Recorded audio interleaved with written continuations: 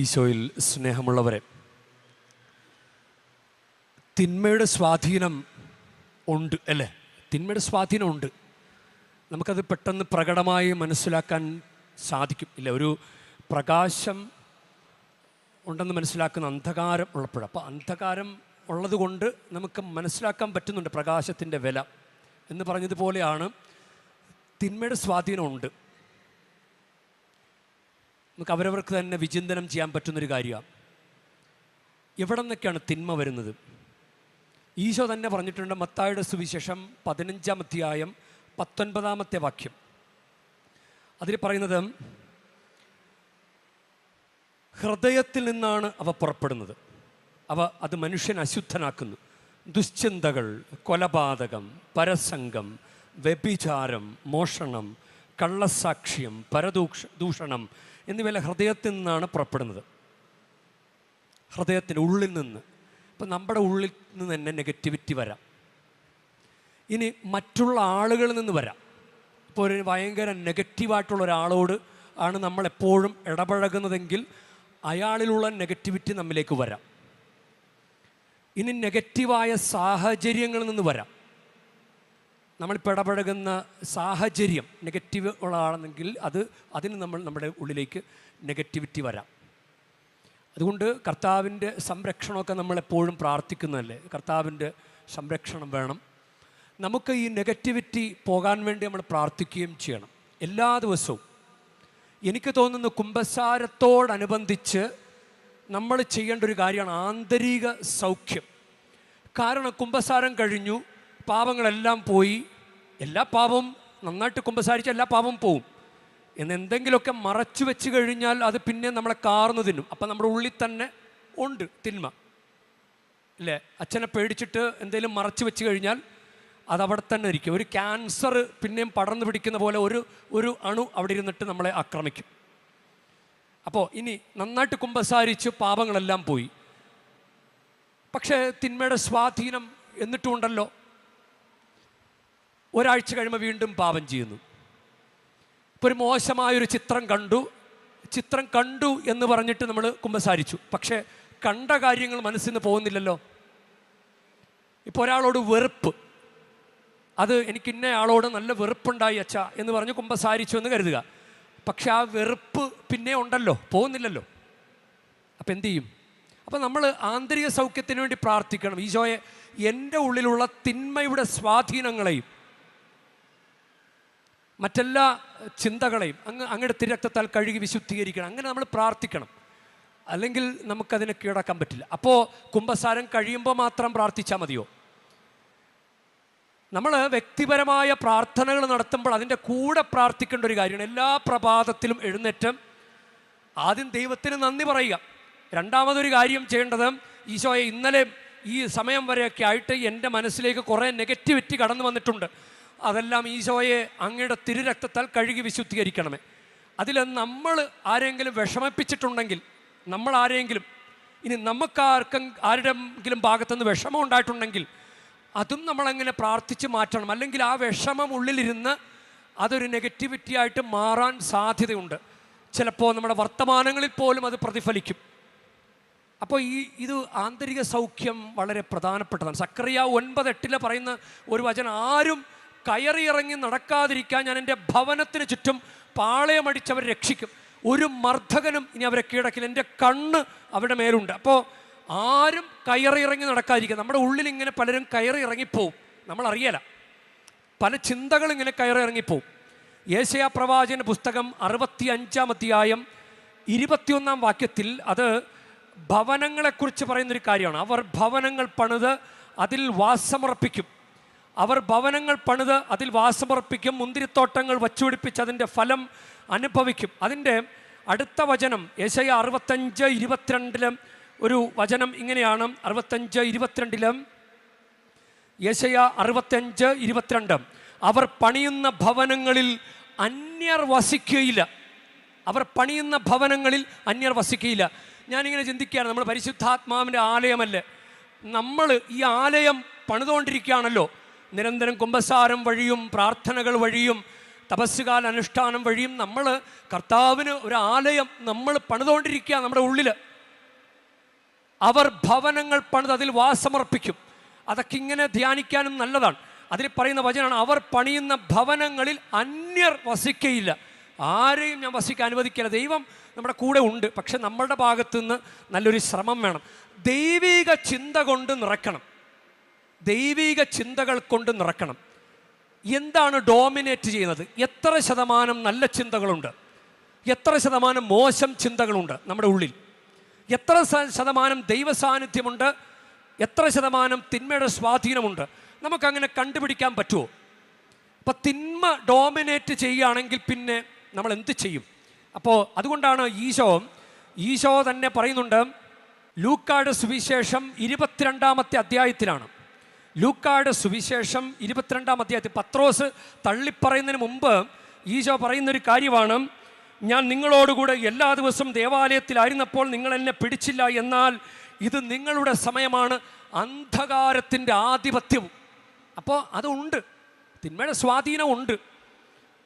അതുകൊണ്ടാണല്ലോ ഈ സാത്താൻ പ്രവേശിച്ചത്. അവൻ്റെ ഉള്ളിൽ നന്മ നിറഞ്ഞ കാര്യങ്ങൾ ഉണ്ടായിരുന്നില്ല. അവൻ പ്ലാൻ ചെയ്യുന്നുണ്ടായിരുന്നു. മത്തായിയുടെ സുവിശേഷം യൂദാസ് പ്ലാൻ ചെയ്യുന്നുണ്ടായിരുന്നു. അവൻ പ്ലാൻ ചെയ്തു, ഏൽപ്പിച്ചു കൊടുക്കാൻ വേണ്ടി അവൻ എല്ലാ കാര്യങ്ങളും പ്ലാൻ ചെയ്തു. 26:16 മത്തായി 26:16 അവൻ പ്ലാൻ ചെയ്തു എന്നാ പറയുന്നത്. അപ്പോൾ മുതൽ അവൻ യേശുവിനെ ഒറ്റിക്കൊടുക്കാൻ അവസരം അന്വേഷിച്ചു കൊണ്ടിരുന്നു. എന്തുകൊണ്ടാണ് അങ്ങനെ ചെയ്തത്? അപ്പം തിന്മ ശക്തമല്ലേ? യേശുവിനെ ഒറ്റിക്കൊടുക്കാൻ അവസരം അന്വേഷിച്ചു കൊണ്ടിരുന്നു. അപ്പോൾ നമ്മുടെ ഉള്ളിൽ തന്നെ ഒരു കാര്യമുണ്ട്. അതുകൊണ്ട് നമ്മളും പരിശുദ്ധ കുർബാന എന്ന വലിയ സംഭവം, ഈശോയുടെ തിരുശരീരം, ഈശോയുടെ സാന്നിധ്യം, നമ്മളത് വിശുദ്ധമായിട്ട് സ്വീകരിച്ചില്ലെങ്കിൽ നമ്മിലും നന്മയ്ക്ക് പകരം തിന്മയായിരിക്കും സ്വാധീനം ചെലുത്തുക. ജ്ഞാനത്തിൻ്റെ പുസ്തകം 6-ാം അധ്യായം 10-ാം വാക്യത്തിൽ വിശുദ്ധമായവ വിശുദ്ധിയോടുകൂടെ ചെയ്യണം. വിശുദ്ധമായ വിശുദ്ധിയോടുകൂടെ ചെയ്യണം. 1 കൊരിന്തോസ് 11, 26, 27 വചനങ്ങളിൽ, 27, 28, 29, 30 വചനങ്ങളിൽ ഇത് പറയുന്നുണ്ട്. തന്മൂലം ആരെങ്കിലും അയോഗ്യതയോടെ കർത്താവിൻ്റെ അപ്പം ഭക്ഷിക്കുകയും പാത്രത്തിൽ നിന്ന് പാനം ചെയ്യുകയും ചെയ്താൽ അവൻ കർത്താവിന് ശരീരത്തിനും രക്തത്തിനുമെതിരെ തെറ്റ് ചെയ്യുന്നു. അതിനാൽ ഓരോരുത്തരും ആത്മശോധന ചെയ്തതിന് ശേഷം ഈ അപ്പം ഭക്ഷിക്കുകയും പാത്രത്തിൽ നിന്ന് പാനം ചെയ്യുകയും ചെയ്യട്ടെ. എന്തുകൊണ്ടെന്നാൽ ശരീരത്തെ വിവേചിച്ചറിയാതെ ഭക്ഷിക്കുകയും പാനം ചെയ്യുകയും ചെയ്യുന്നവൻ തൻ്റെ തന്നെ ശിക്ഷാവിധിയാണ് ഭക്ഷിക്കുന്നതും പാനം ചെയ്യുന്നതും. നിങ്ങളിൽ പലരും രോഗികളും ദുർബലരും ആയിരിക്കുന്നതിനും ചിലർ മരിച്ചുപോയതിനും കാരണമിതാണ്. അപ്പോൾ അയോഗ്യതയോടെ ഭക്ഷിച്ചാൽ, നമ്മൾക്ക് പലർക്കും അറിയില്ലെന്ന് തോന്നുന്നു, കുംഭസാരം കഴിഞ്ഞാൽ, അല്ലെങ്കിൽ കുംഭസാരത്തിന് വേണ്ടി 5 കാര്യങ്ങളുണ്ടല്ലോ, കുംഭസാരത്തിന് ഒരുക്കമായിട്ടുള്ള 5 കാര്യങ്ങൾ. അതുപോലെ കുർബാന സ്വീകരണത്തിന് 3 കാര്യങ്ങളുണ്ട്. സഭ പഠിപ്പിക്കുന്ന 3 കാര്യങ്ങൾ. ഒന്ന്, പ്രസാദപരവസ്ഥയിലായിരിക്കണം. അപ്പം നേരിട്ട് ദൈവത്തോട് പറഞ്ഞ് പാപങ്ങൾ പറയാമെന്ന് വെച്ച് കഴിഞ്ഞാൽ കൂദാശ സ്വീകരിക്കുന്നില്ലല്ലോ. കുംഭസാരമെന്ന കൂദാശ സ്വീകരിച്ചാലല്ലേ പ്രസാദവരം കിട്ടൂ.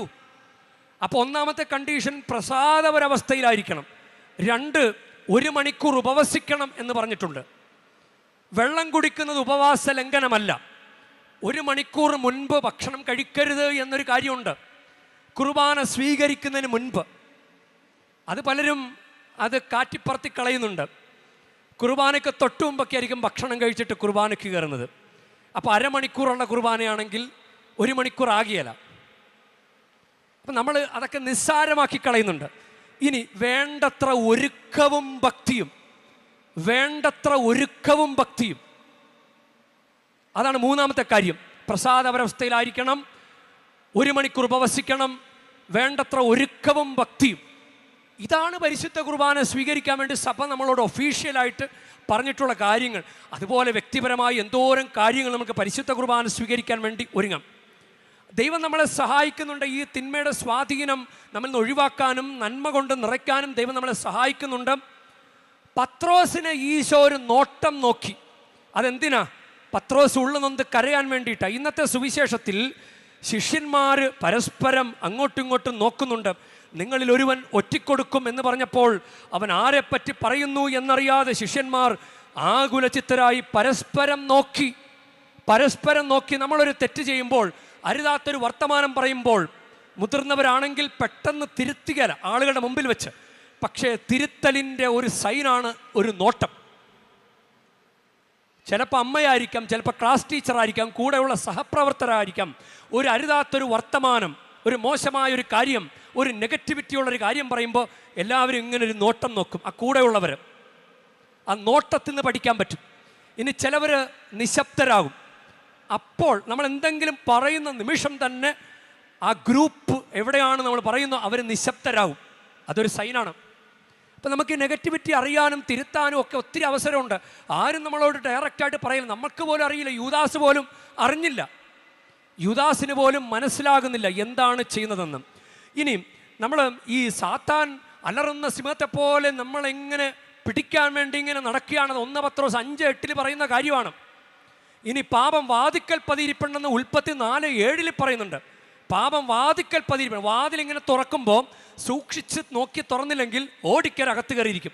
ഇത് സിംബോളിക്കായിട്ടൊന്ന് ധ്യാനിച്ചു കഴിഞ്ഞ് പെട്ടെന്ന് പാപം കയറി അകത്തിരിക്കും. പെട്ടെന്നൊരു കാന്തം പോലെ കയറിപ്പിടിക്കാവുന്ന ഒരു നെഗറ്റിവിറ്റി നമ്മുടെ ഉള്ളിലുണ്ടെങ്കിൽ അത് വേഗം കയറും. അവനെ ഈശോയെ ഒറ്റിക്കൊടുക്കാൻ അവസരം അന്വേഷിച്ചു കൊണ്ടിരിക്കുകയായിരുന്നല്ലോ. അതുകൊണ്ടാണ് അപ്പക്കഷണം സ്വീകരിച്ചപ്പോഴും സാത്താൻ പെട്ടെന്ന് കയറിപ്പിടിക്കുന്നത്, ഒരു തിന്മയെ മറ്റൊരു തിന്മ വന്ന് കയറിപ്പിടിക്കുന്നത്. അപ്പോൾ അതുകൊണ്ട് ഉൽപ്പത്തിയുടെ പുസ്തകത്തിൽ 3-ാം അധ്യായം 1-ാം വാക്യത്തിൽ സർപ്പം കൗശലമേറിയതാണെന്ന് പറയുന്നുണ്ട്. അതുകൊണ്ട് നമുക്ക് നമ്മുടെ സാഹചര്യങ്ങളെല്ലാം നമുക്ക് അനുകൂലമായിരിക്കണമെന്നില്ല. വളരെ ശ്രദ്ധയോടുകൂടെ മുന്നോട്ട് പോകേണ്ട ഒരു കാര്യമാണ്. മത്തായിയുടെ സുവിശേഷം 27-ാം അധ്യായത്തിൽ അങ്ങനെ യൂദാസിന് അനുതാപമുണ്ടായി. യൂദാസിന് അനുതാപമുണ്ടായോ എന്ന് ചോദിച്ചു കഴിഞ്ഞാൽ യൂദാസ് പശ്ചാത്തപിച്ചു എന്ന് പറയുന്നുണ്ട്. അത് 3-ാമത്തെ വാക്യമാണ്. മത്തായി 27:3.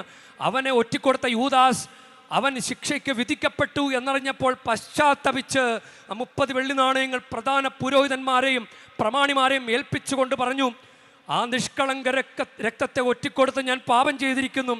അവർ അവനോട് പറഞ്ഞു, അതിന് ഞങ്ങൾക്കെന്ത്? തിന്മയോട് കൂട്ടുചേർന്നിട്ട് തിന്മ നമ്മളെ രക്ഷിക്കൂല. തിന്മയെയാണ് നമ്മൾ എൻ്റർടൈൻ ചെയ്യുന്നത്, അല്ലെങ്കിൽ തിന്മ അവസാന നിമിഷം കൈയൊഴിയും. പറുദീസയിൽ പോലും ദൈവം വന്നപ്പോൾ ആ പിന്നെ സർപ്പത്തിൻ്റെ സാന്നിധ്യം അവിടെ ആ നിമിഷം മാറി. അപ്പോൾ തിന്മ പ്രേരിപ്പിക്കുന്നവ നമ്മുടെ കൂടെ നിൽക്കുകയല്ല. ഞങ്ങൾക്കെന്തെന്നാണ് അവർ ചോദിച്ചത്. അത് നിൻ്റെ കാര്യം. ഞങ്ങൾക്കെന്ത്? അത് നിൻ്റെ കാര്യം. പിന്നെ അവൻ ഞാന്ന് ചത്തു എന്നാണ് ബൈബിളിൽ പറയുന്നത്.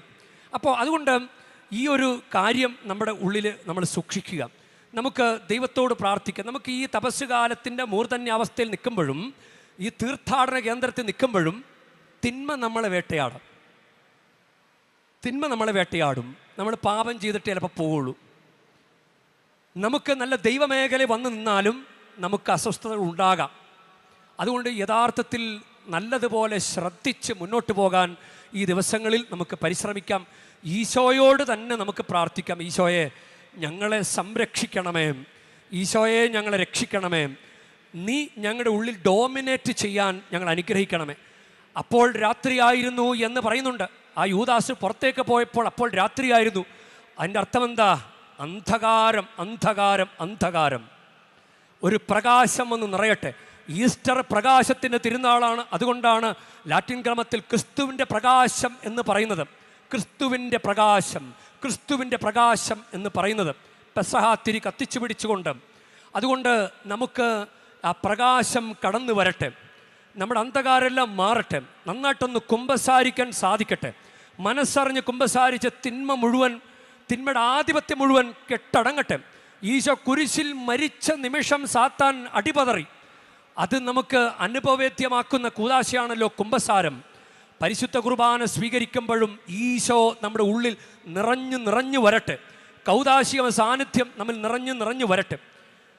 ക്രൂശിതനേ ഉത്തിതനേ മർത്യനെ കാത്തിടണേ, എന്നെ പൊതിഞ്ഞു പിടിക്കണമേ, തിന്മ കാണാതെ കാക്കണമേ, എന്നെ പൊതിഞ്ഞു പിടിക്കണമേ, തിന്മ കാണാതെ കാക്കണമേ. ഈശോ നിൻ ഹൃത്തിനുള്ളിൽ, ഈശോ നിൻ മേലങ്കിക്കുള്ളിൽ, ഈശോയെ നിൻ രൂപം കാണുമ്പോൾ എൻ മുഖം ശോഭിതമാകും.